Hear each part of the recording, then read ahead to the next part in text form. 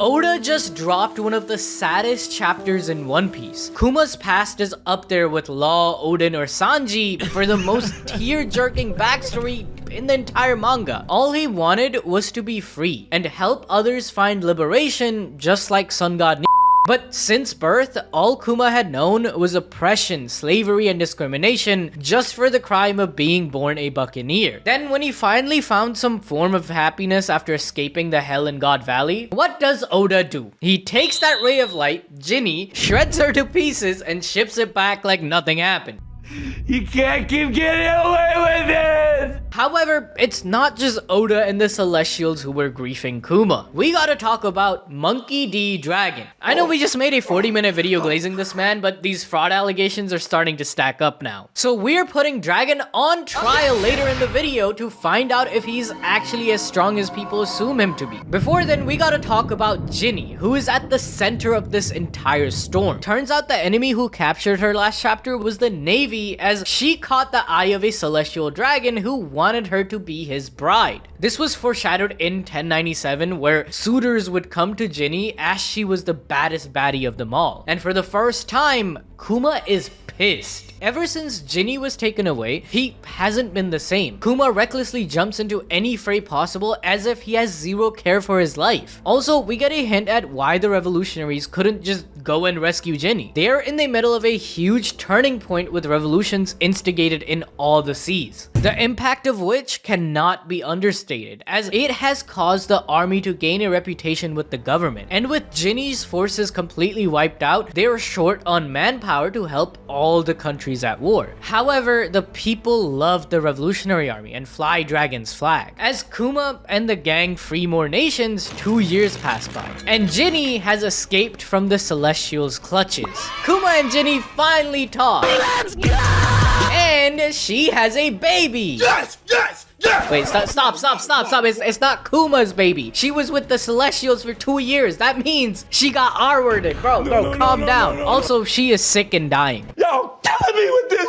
This is a One Piece flashback. What were we expecting? Kuma, hearing Ginny's voice, immediately requests her location, but she says it's too late. This is her last call to them and says her final goodbyes. Kuma realizes the only place Ginny would visit in her final moments was the church they grew up in. So he teleports out the revolutionary ship instantly, which causes him to not hear Ginny's last words. I love you, Kuma. Due to her illness, Ginny's entire body was covered in pieces of stone, as she was exposed to natural sunlight while sailing across the world back to the Sorbet Kingdom. She suffered through this horrible fate just so her child Bonney could have a chance to live. As Kuma carries Ginny's dead, crippled body, he remembers all the good memories they had. Then, in his final goodbye, he asks her to rest easy, as he will raise Bonney as his own daughter. With the help of the citizens of Sorbet, Kuma managed to take care of Bonney, being there for her as the amazing father Bonney remembers him to be. He would still fight for the revolutionaries though, and then using his fruit, he would go back to the church and live with Bonney. A few years pass and Dragon saves Sabo from the explosion of his ship at Goa Kingdom, taking him under the revolutionaries' banner. This is where Sabo meets Kuma, who trains him to become a stronger fighter, giving a throwback to Sabo's intense hatreds towards the Celestials when he sees them mistreat Kuma as a servant. However, it's Kuma we are talking about here. Happiness does not last in this man's life. So, one morning, he notices a tiny piece of blue rock under Bonney's eyes. Yup, she has the same disease that killed Ginny. This illness is so rare that not even the doctors can figure out what it is. In order to take care of Bonney better, Kuma leaves the revolutionaries, but he's unsure of this decision, whether he's doing the right thing or not. And then Dragon shows up, who, by the way, like all Dragon has done in his life is leave his family behind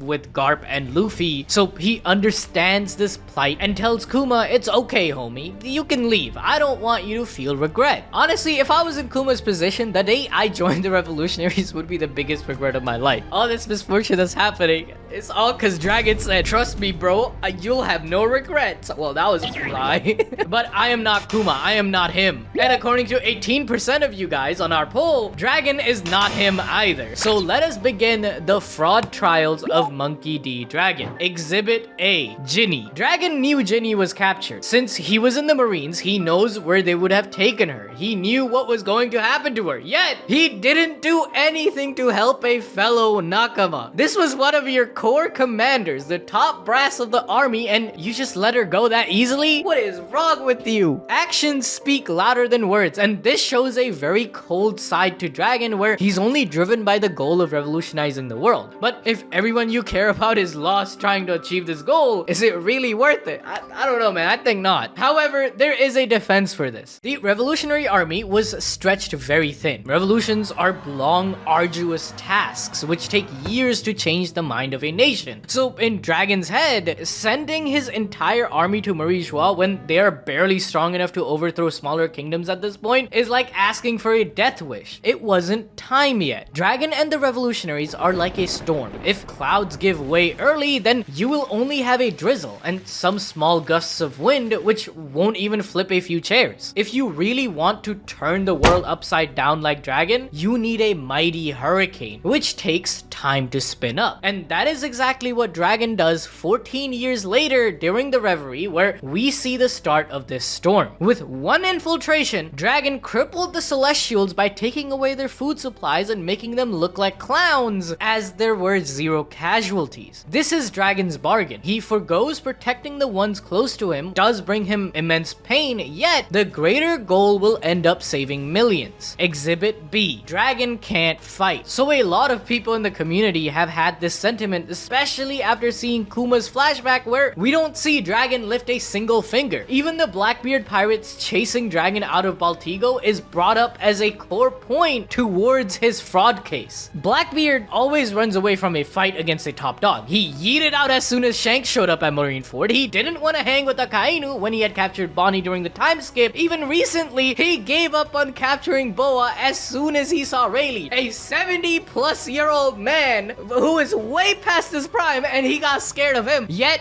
Blackbeard had the courage to storm the revolutionary HQ and fight Dragon, making him leave this place they called home for decades. Does this mean Dragon's hype is nothing but air? No. Dragon and the revolutionaries giving up their base at Baltigo doesn't prove Dragon is weak. Remember, the revolutionaries are always scattered throughout the world. That's why they have commanders and battalions for each direction. Baltigo might be the HQ, but most of the strong fighters for them weren't even present there. Sabo, Koala, Hack were in Dressrosa, and the 4 captains were handling revolutions in seas across the world. So what was Dragon meant to do? 1v10 the entirety of the Blackbeard pirates? Not even Luffy could handle that. Furthermore, if he has been patient for decades in enacting his plan against the Celestials, why would Dragon weaken himself and his forces by fighting Blackbeard when they are weeks away from declaring war upon the government? Dragon isn't weak, nor is he a fraud. He has the blood of Garp running through his veins with the mythical god fruit Amaru. He is just a calculated man who sees the greater picture in things, so losing a few battles to win the war is par for the course. Which then brings us to Exhibit C. Dragon broke his promise to Kuma. Dragon told Kuma last chapter that he will take care of him. Kuma won't have any regrets by joining the Revolutionary Army, but all Kuma has felt since he joined is sadness. If he never joins Dragon, then Ginny is never spotted by a Celestial, thus getting captured. His happiness would still be intact. However, I think Dragon will fulfill his promise to Kuma. He couldn't keep his word to help Ginny 14 years ago. That's why when Kuma decided to leave the army, Dragon gave him his blessing. Even used his connections to find a top-tier doctor for Bonney's illness, showcasing that he does care. It's just that Dragon's ability to help was hindered by his cause to lift the most people in the world from oppression. But now, over a decade later, Dragon is at a different position. The war of the revolutionaries against the government is full on. They are stronger than ever, and in chapter 1100, Dragon will keep his promise to Kuma so he can pummel Saturn J. Garcia's face with his own fist for giving Bonney and Ginny this horrific illness and enslaving Kuma. With the doctor's Dragon brought to Bonney, they give a diagnosis saying that the disease Bonney has is called sapphire scale, which causes your body to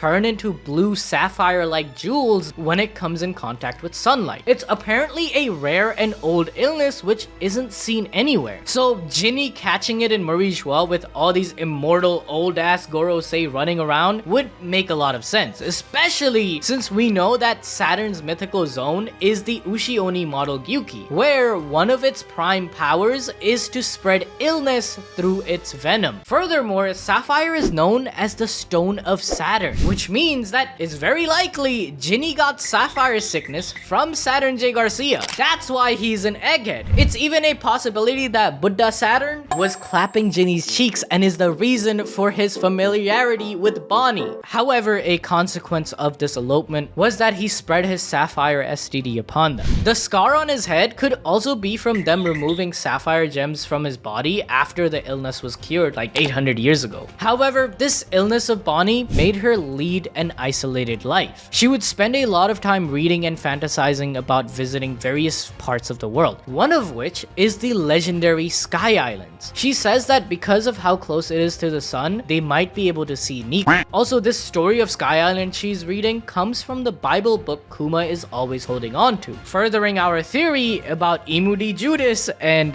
Joyboy the Jesus. The doctor then tells Kuma bluntly that Bonney is going to die by the time of her 10th birthday. Before this, they had been whispering so as to not wake Bonney up, but hearing that her daughter is going to die in a measly 5 more years shocks Kuma so much that he accidentally blurts out what was said by the doctor. Heading inside, thinking that it's not fair that Bonney would have her future robbed from her, Bonney gives Kuma a scare because he thought she was asleep, but she claims that she heard it all. Bonney had misinterpreted thinking that her disease would pass once she's 10 years old, and Kuma simply doesn't have the heart to tell her that she's going to die in a mere 5 years. But this gives her false hope that once she turns 10, she will be cured and that she can finally live out her life as normal. As if that wasn't enough, the former King Bekuri returns a year later to the Sorbet Kingdom and is planning on burning people in their homes. However, an important reveal this chapter was another piece of the ancient kingdom puzzle. The church Kuma is praying at has this 8-circled sun, which is also present in the flags of Alabasta, the Kozuki crest, tattoo on Neptune, all of those guys. Perhaps each of these 8 circles are 8 families or clans who helped Joyboy 800 years ago and carry his will up until this day alongside Kuma in the Buccaneer race. If you enjoyed this video, be sure to watch the video on screen right now because that's another banger.